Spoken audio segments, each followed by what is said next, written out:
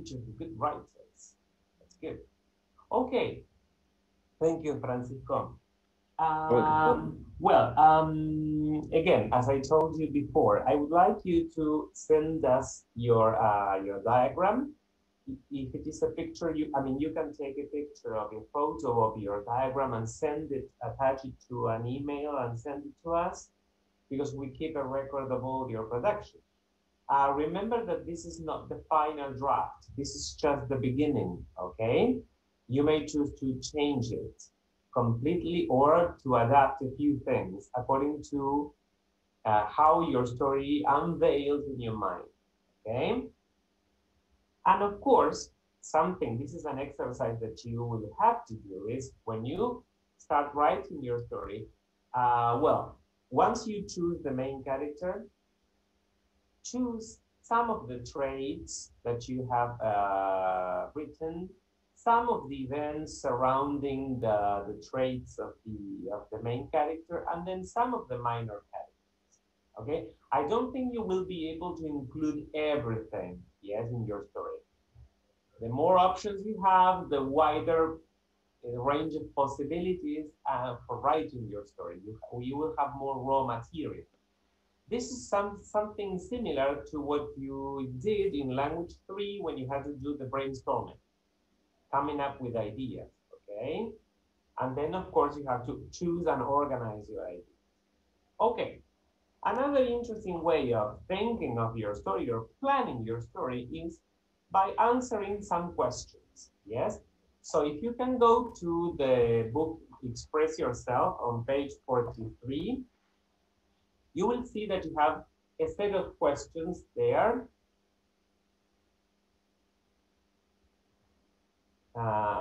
Page 43 in the book.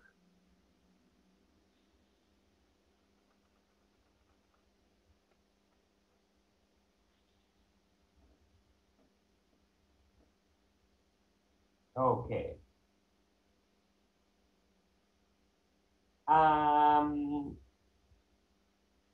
Here we have this idea that if we try to answer these, thank you, Francisco, for sharing the source.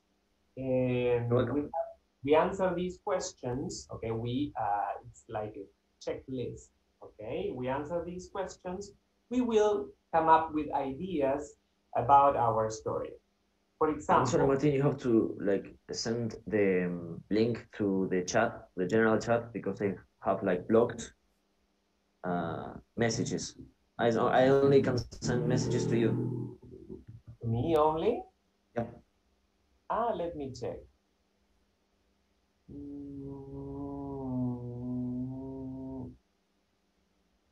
Let me see with the chat.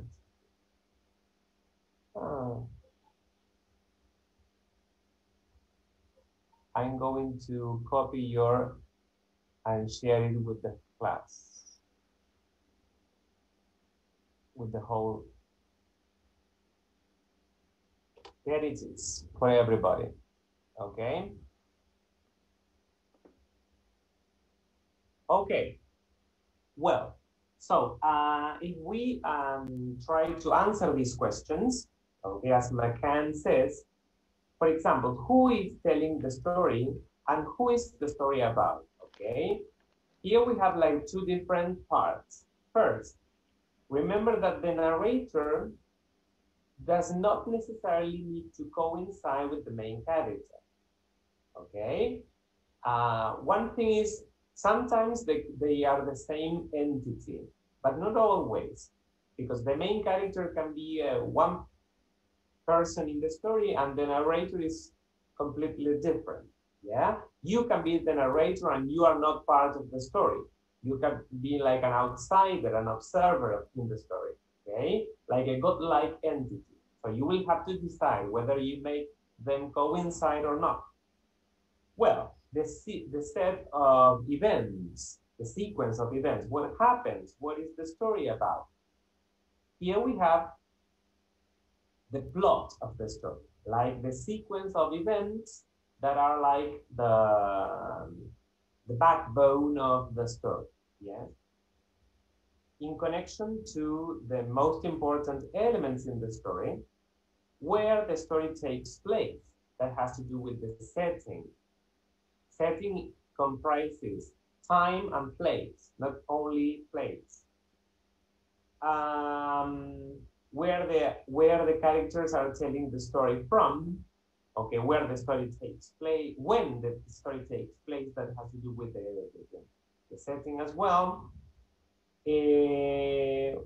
Why things and how things happened, and an important thing to take into account is that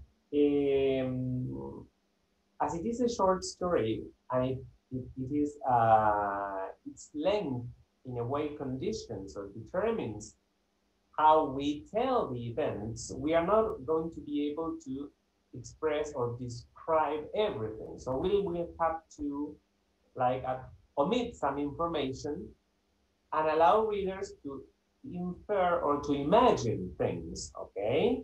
So not, we won't be able to like describe every little detail, okay? And sometimes it is even more, let's say, challenging to allow readers to think and to contribute, to supply the missing part by imagining, okay? And then why things have happened and why is it that the narrator is telling a story? There should be a purpose. This is very important. What is it that you want to do with your story? Okay? Think of language 3, the aim of your essay. Well, this is the aim of your story. Yes. What do you want to do with readers? Do you want to make them think? Do you want to entertain them? Do you want to make them cry? Do you want to make them reflect? Okay, are you appealing to their common experience? Are you telling them something completely new? I don't know, that's up to you, but you should have that in mind, okay? In this way, you will be like framing the basic structure of your story, okay? And now we are going to go through like some of the key elements in the story that are present in all stories, and that they are very meaningful for the development of the story. Okay. For example, Micaela, before you fall asleep, Micaela Garra. I know that it's very early in the morning, but it's a sunny day. I think that we are going to have a beautiful day today. Micaela, can you read the description of point of view, please, on page 43 for all of us?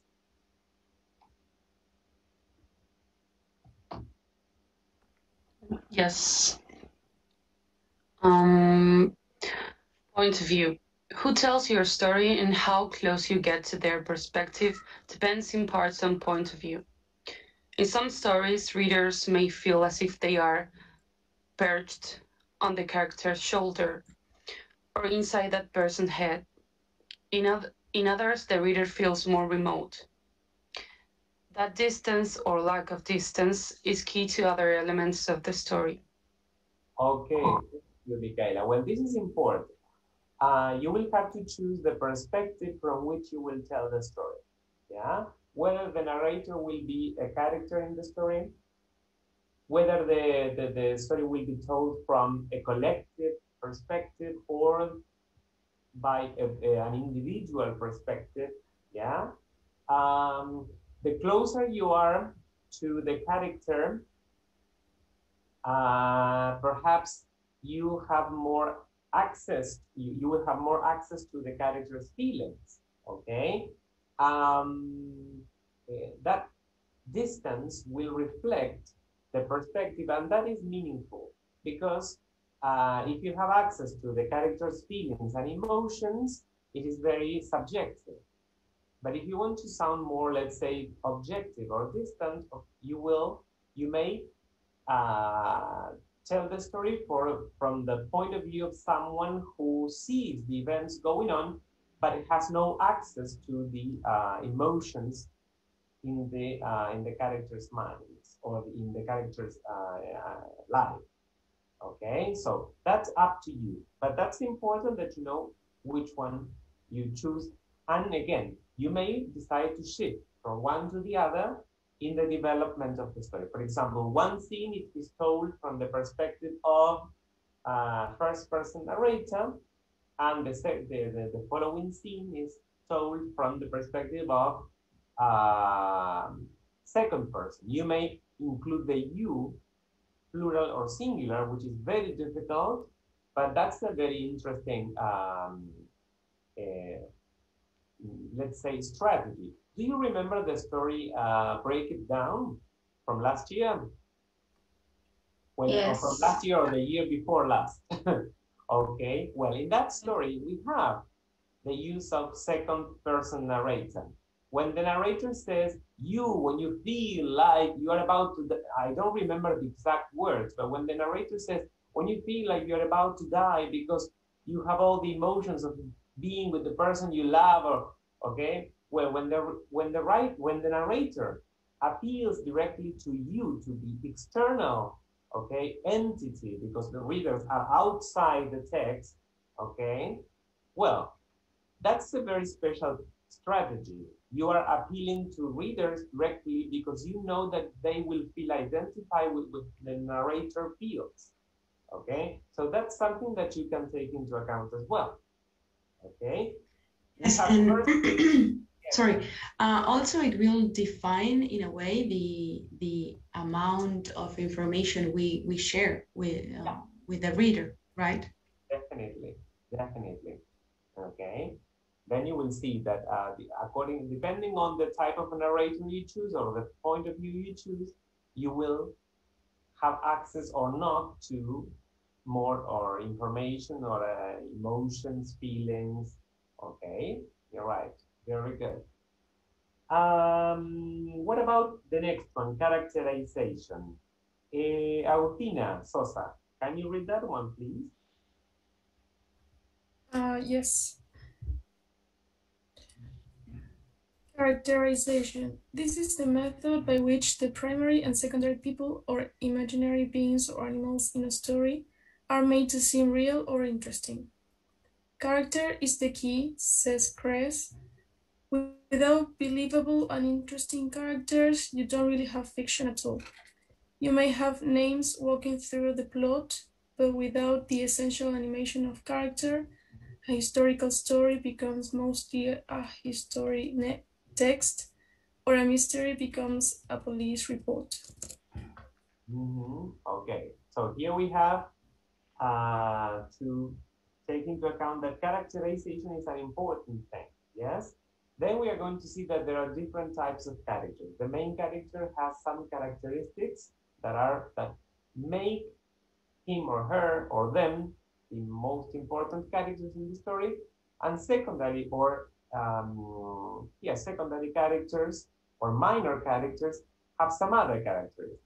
Of course, the main character will be, let's say, developed more in full than the others. Okay, and then we are going to see how